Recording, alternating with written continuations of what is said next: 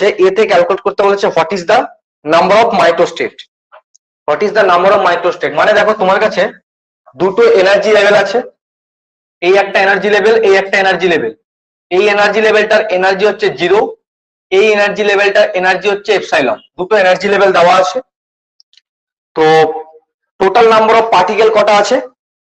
n number of particle আছে। এনটা হচ্ছে কি নাম্বার অফ পার্টিকেল, কিন্তু পার্টিকেল গুলো প্রত্যেকে কারো না কারোর সাথে ইন্টারঅ্যাক্ট করেনি। নাম্বার অফ পার্টিকেল এগুলো সব কিছু নন ইন্টারঅ্যাক্টিং, এগুলো সব কি না নন ইন্টারঅ্যাক্টিং, ঠিক আছে?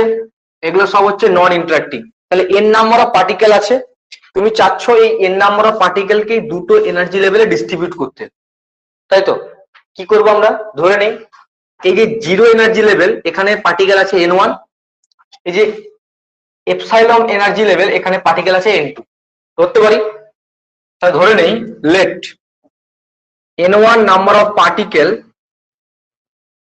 let n1 number of particle are placed, n1 number of particle are placed in energy level, in energy level E equals to 0। ধরে নিলাম যে n1 নাম্বার অফ পার্টিকেলটা আছে 0 এনার্জি লেভেল, ঠিক আছে? মানে আমি মনে করলাম এইখানটাতে নাম্বার অফ পার্টিকেল আছে কত? n1 ধরে নিচ্ছি। অলসো কনসিডার ভালো করে কোশ্চেনটা বুঝবে। Also consider n2 number of particle, n2 number of particle, into number of particle are placed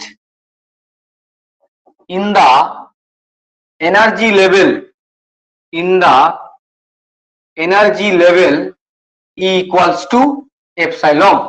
মানে এই এনার্জি লেভেলে পার্টিকেল আছে কত না n2, কতগুলো আছে n2। তাই টোটাল নাম্বার অফ পার্টিকেল কত হচ্ছে n, মানে n1 প্লাস n2 সমান n। এটা একটা তোমার একটা ইকুয়েশন পেয়ে গেলে। তাহলে total number of particle of the system, total number of particle of the system কত যাচ্ছে n1 plus n2 equals to n। এটাকে আমরা 1 নম্বর ইকুয়েশনে ধরতে পারি। আর সিস্টেমটার টোটাল এনার্জি কত হচ্ছে? তাহলে total energy of the system তাহলে কত হচ্ছে বলো? টোটাল এনার্জি সবাই বলো, একবার দেখে বলো। Total energy of the system ই সমান কত হচ্ছে বলো? হ্যাঁ, n1 into 0 plus n2 into epsilon, এটা হচ্ছে টোটাল এনার্জিটা অফ দ্য সিস্টেম, তাই না? তাহলে আমরা পেয়ে যাচ্ছি ই সমান পেয়ে যাচ্ছি n2 epsilon, যেটা পেলাম 2 নম্বর ইকুয়েশন। এই 1 নম্বর আর 2 নম্বর ইকুয়েশন থেকে আমরা কার কার মান ক্যালকুলেট করব? n1 এবং n2 এর মান ক্যালকুলেট করলেই আমরা নাম্বার অফ মাইক্রোস্টেটটা পেয়ে যাই, তাই না? তো 2 নম্বর ইকুয়েশন আর 1 নম্বর ইকুয়েশনকে তুমি সলভ করার চেষ্টা করো। এখান থেকে পরিষ্কার দেখতে পাচ্ছি n2 সমান কত হয়ে যাচ্ছে e বাই এপসাইলন। তাহলে তোমার n1 সমান কত হবে? ফ্রম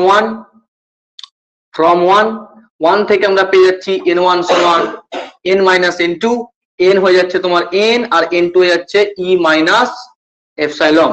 তাহলে তুমি n2 সমান পেয়ে গেছো e বাই এপসাইলন, n1 সমান পেয়ে গেছো n minus e by epsilon. তাহলে নাম্বার অফ মাইক্রোস্টেট কত হবে? So number of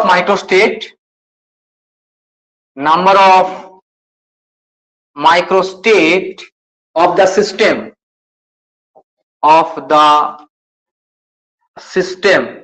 কত হবে? Gamma n of e equals to কত হয়? n factorial upon n1 factorial upon n1 factorial into n2 factorial, এটা হয়ে থাকে n factorial upon n1 factorial upon into n2 factorial। তুমি n1 এর মান আর n2 এর মান যদি এখানে সাবস্টিটিউট করে দাও, তুমি দেখো নাম্বার অফ মাইক্রোস্টেট তুমি পেয়ে যাচ্ছ n minus e by epsilon, মানে e বাই এপসাইলন ফ্যাক্টোরিয়াল আর e বাই এপসাইলন ফ্যাক্টোরিয়াল। এটা হচ্ছে তোমার ফার্স্ট কোশ্চেনটার অ্যান্সার। এটা হচ্ছে তোমার ফার্স্ট কোশ্চেনটার অ্যান্সার। এটা